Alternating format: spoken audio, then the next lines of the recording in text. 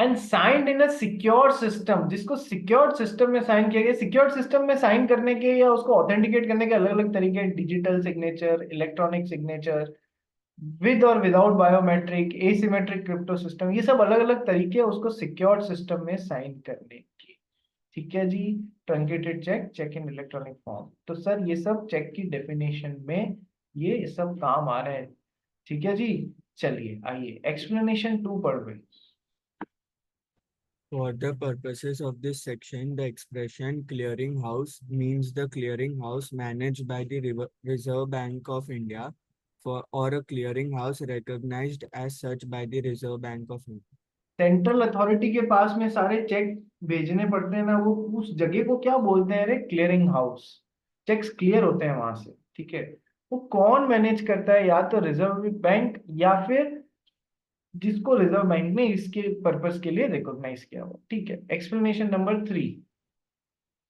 For the purposes of this section, the expressions asymmetric crypto system, computer resource, digital signature, electronic form, and electronic signature shall have the same meanings respectively assigned to them in the Information Technology Act 2000. Simple. ठीक है। तो sir इन सब के meaning कहाँ से draw करोगे कि sir वहां से ड्रॉ करेंगे? आओ भाई नेक्स्ट पढ़ भाई। हाँ। A, a combined reading of sections 5 and 6 tells us that a bill of exchange is a negotiable instrument in writing containing an instruction to a third party to pay a stated sum of money at a designated future date or on demand, whereas a check is also a bill of exchange but is drawn on a banker and payable on demand. Sir section 4 क्या है? Promissory note. 5 क्या है? Bill of exchange. 6 क्या है? Check. 6, तो 5 और 6 एक दूसरे के भाई बहन ही हुए ना? हाँ सर भाई बहन ही हुए या भाई भाई ही हुए। ठीक है। सर दोनों को साथ में पढ़े यदि 5 और 6 को, कि सर बिल ऑफ एक्सचेंज क्या होता है कि सर एक ऐसा निगोशिएबल इंस्ट्रूमेंट जो कि राइटिंग में हो।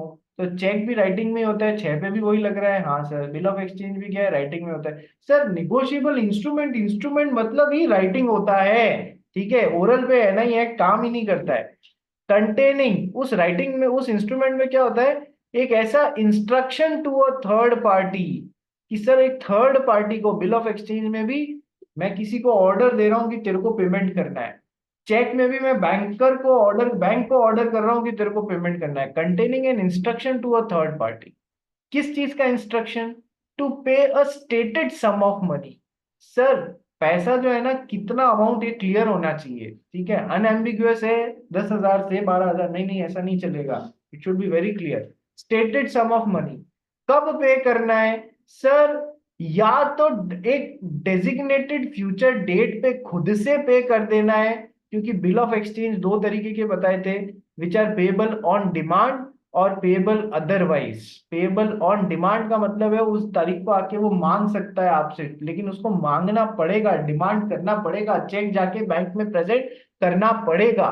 ठीक है। और अदरवाइज, ठीक है, वो डेट भी क्लियर है, उससे पहले नहीं मांग सकते। ठीक है।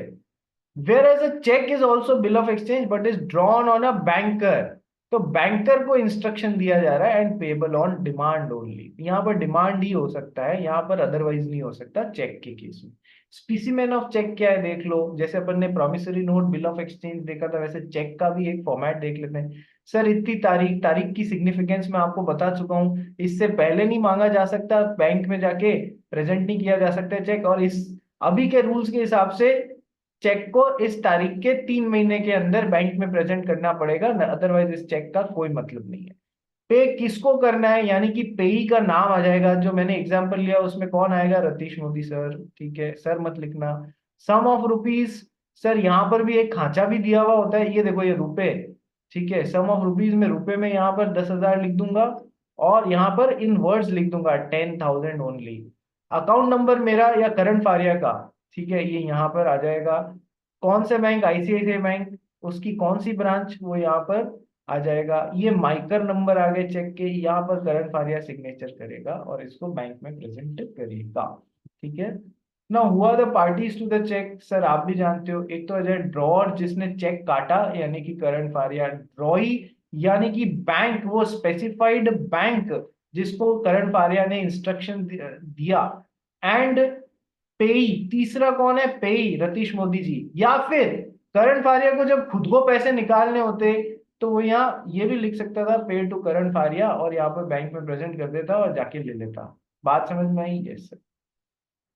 तो ये तो तीन पार्टीज हो गई। पहले एक बार ड्रॉई और पेई पढ़, फिर समझाऊंगा ड्रॉई इन केस ऑफ नीड क्या होता है।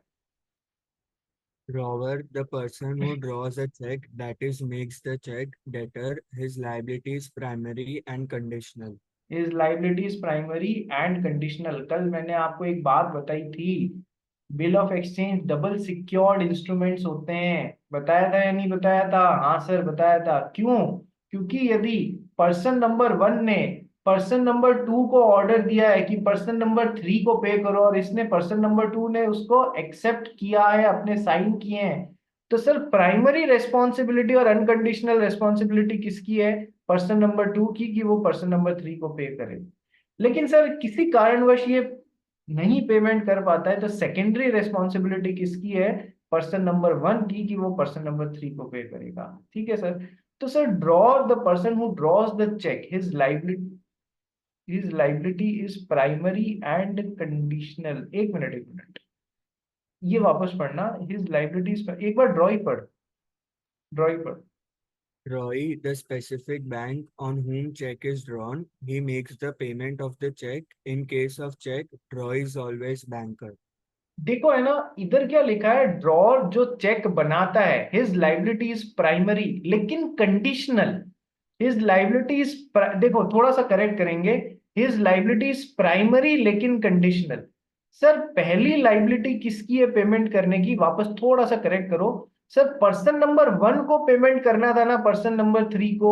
Yes sir. तो प्राइमरी लाइबिलिटी जो चेक काट रहा है ना, करण फारिया को रुपए देने थे ना रतीश मोदी सर को, तो सर प्राइमरी लाइबिलिटी इनकी है। ठीक है, लेकिन इनकी लाइबिलिटी कंडीशनल है। किस तरीके से कंडीशनल है?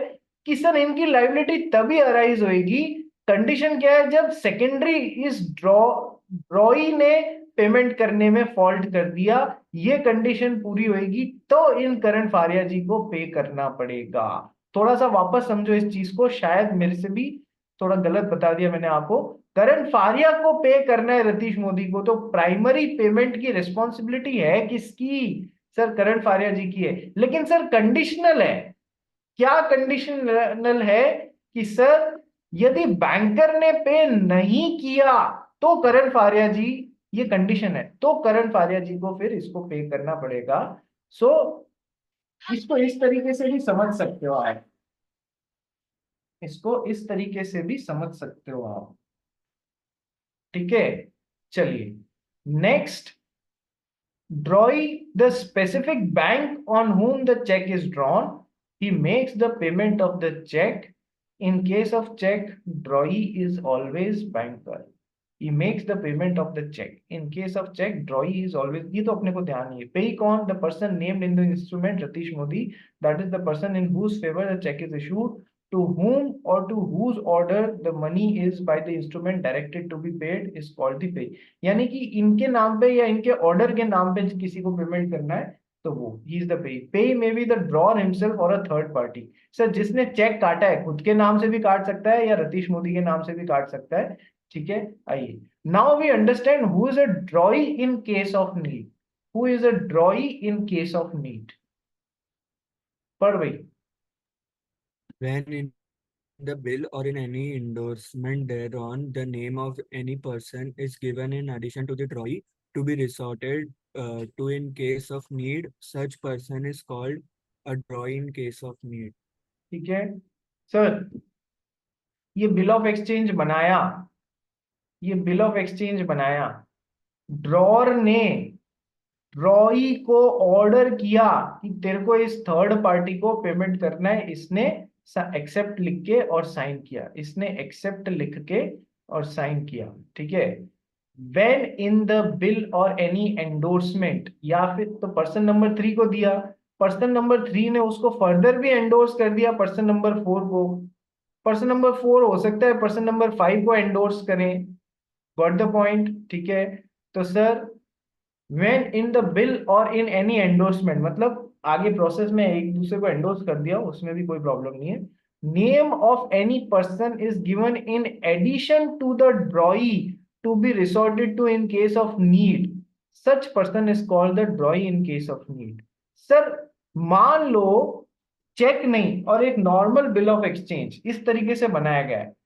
करण फारिया ने दक्ष अग्रवाल को बोला कि आई एम ऑर्डरिंग यू कि तेरे को 10,000 रुपए देने हैं रतीश मोदी जी को, ठीक है, इतनी इतनी तारीख को, ठीक है। इसने दक्ष अग्रवाल का इनका आपस में कोई लेन देन हुआ था, तो उसने मान लो फॉर एग्जाम्पल रतीश मोदी जी वो आदमी थे जिन्होंने करण फारिया एक शॉप चलाता है, करण फारिया को 100 किलो चावल दिए, 100 kg राइस दिए। वो 100 kg राइस दक्ष अग्रवाल को आगे सप्लाई कर दिया गया, ठीक है। अब करण फारिया को अभी रतीश मोदी जी को पेमेंट करना है, तो दक्ष अग्रवाल को उन्होंने बोला I order you to directly pay Ratish Modi ji, ठीक है। इसने एक्सेप्ट भी कर लिया, तो सर ये क्या बन गया, 10,000 रुपए रतीश मोदी जी को पेमेंट करने के लिए एक बिल ऑफ एक्सचेंज बन गया, ठीक है सर। अब इस बिल, तो इसमें ड्रॉर कौन हुआ, ये हुआ, ड्रॉई कौन हुआ, ये हुआ, पेई कौन हुआ, रतीश मोदी जी हुए, ठीक है सर। कई बार ऐसी सिचुएशंस आ जाती है जहां पर दक्ष अग्रवाल उस पर्टिकुलर टाइम पे पेमेंट करने में असमर्थ हो जाता है, तो क्या ये बिल ऑफ एक्सचेंज डिसऑनर हो जाएगा? नहीं सर, इसका एक तोड़ है। इसका क्या तोड़ है कि sir ड्रॉई in case of need भी कई बार होता है बिल ऑफ एक्सचेंज में, ड्रॉई इन केस ऑफ नीड, कि यदि ये पेमेंट दक्ष अग्रवाल नहीं कर पाए तो आप रतीश मोदी जी कृपया अपना पेमेंट नेथन रिबेरियो रिबेरो से जाके ले सकते हैं। तो नेथन रिबेरियो कौन हो गया, drawee in case of need, need आ गई है, ये पेमेंट नहीं कर पा रहा है, ये आउट ऑफ टाउन है या ये कहीं भी बाहर है, ड्रॉई इन केस ऑफ नीड, यानी ये किसको अप्रोच कर सकते हैं, नेथन रिबेरियो को अप्रोच कर सकते हैं, ठीक है।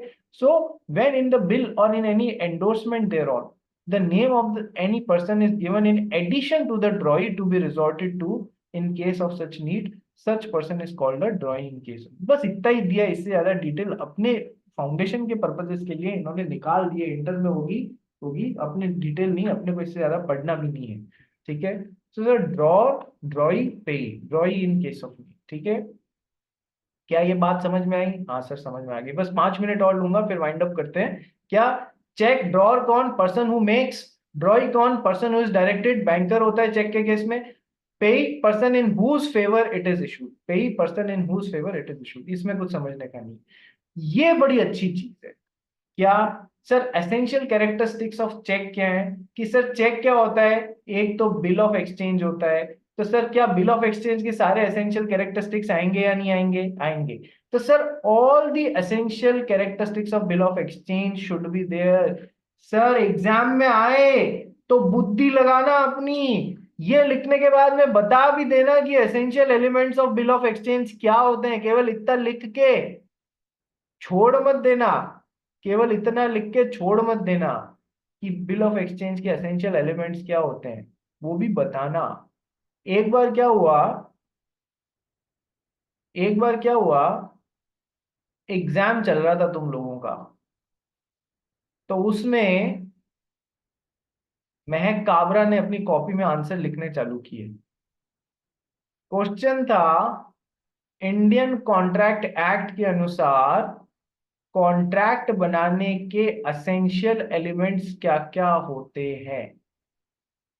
तो मैक काबरा ने लिख दिया for answer kindly refer page number 12 of ICAI module. There are 11 essential elements of making a contract. For answer kindly refer to page number 12 of ICAI module। Answer लिखे नहीं, कौन से 11 होते हैं वहां पर जाके देख लो। तो एग्जामिनर ने यहाँ पर कमेंट मार दिया कृपया अपने मार्क्स के लिए भी आप ICAI का पेज नंबर 12 का मॉड्यूल देख लीजिए, मॉड्यूल का पेज नंबर 12 वहीं जाके देख लेना कितने मार्क्स मिले हैं। तो इसलिए बोल रहा हूँ, मजाक की बात थी, कोई हंसा भी नहीं। All the essential characteristics of bill of exchange लिख देने से काम नहीं चलेगा, बताना भी कौन कौन से हैं जो अपन ने पहले पढ़े हैं। Second, it must be drawn on a specified banker. It must be drawn on a specified banker, ये तो पता ही है, and it must be payable on demand. Sir ये दो चीजें हैं जो कि एक चेक को एक नॉर्मल बिल ऑफ एक्सचेंज से डिफरेंशिएट करती हैं दक्ष अग्रवाल। ये दो चीजें हैं, कौन सी? कि सर चेक जो है it should be drawn on a specified banker ICICI bank, जबकि नॉर्मल बिल ऑफ एक्सचेंज जरूरी नहीं है बैंकर, वो किसी पर्सन पे भी ड्रॉ किया जा सकता है, ठीक है। And it must be payable on demand ही होगा cheque. Normal bill of exchange payable on demand भी हो सकता है और पेबल अदरवाइज भी हो सकता है। सर ये दो चीजें हैं जो कि essential elements of a cheque में और आ रही हैं, जो कि एक चेक को बीओई से, बिल ऑफ एक्सचेंज से डिफरेंशिएट करती हैं। These are the two additional features which distinguish a check from the bill. Thus all the checks are bill while all the bills are not checks. ये दो feature हैं जो कि check में additionally होते हैं कि वो स्पेसिफाइड बैंकर पे ही ड्रॉ किया जाएगा और पेबल ऑन डिमांड ही होगा। वैसे तो all the cheques are bills होते ही हैं सर, वही सारी बात है, ड्रॉ ड्रॉई मेकर पे ही सब वही वही फंडे लग रहे हैं। लेकिन सर सारे चेक्स तो बिल होते हैं, लेकिन सारे बिल्स चेक नहीं होते हैं, क्योंकि यहां पर भी कोई बिल ऑफ एक्सचेंज होगा, यहां पर भी कोई बिल ऑफ एक्सचेंज होगा जो कि पेबल ऑन डिमांड नहीं होगा, जो कि स्पेसिफाइड बैंकर नहीं और किसी पर्सन पे होगा। तो क्या वो चेक है? नहीं सर।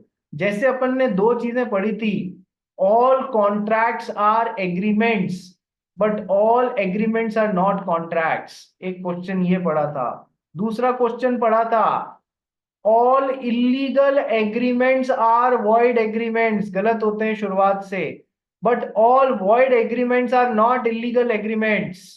ठीक है, सारे गलत एग्रीमेंट के लिए आपको जेल में नहीं डाल दिया जाएगा। फॉर एग्जाम्पल मर्डर करने का एग्रीमेंट है तो वो शुरुआत से गलत है, जेल में भी डाला जाएगा। लेकिन सर किसी माइनर के साथ में आपने शुरू एग्रीमेंट बना लिया तो वो शुरुआत से गलत है, लेकिन वो इलीगल नहीं है, उसके लिए आपको जेल में नहीं डाला जाएगा। ठीक है, उसी तरीके से all checks are bill of exchange, but all bill of exchange are not checks. Got the point? Answer लिख लोगे? हाँ सर, ये दो मेजर डिफरेंशिएटिंग बातें हैं जो कि चेक्स को बिल ऑफ एक्सचेंज से डिफरेंशिएट करती हैं। क्या चेक समझ में आ गया? क्या चेक समझ में आ गया? हाँ सर आ गया। पढ़ लेना, छोटे छोटे नोट्स बना लेना, ठीक है। कल से हम चालू करेंगे क्लासिफिकेशन ऑफ नेगोशिएबल इंस्ट्रूमेंट्स। एक तो बात ये हो गई, दूसरी बात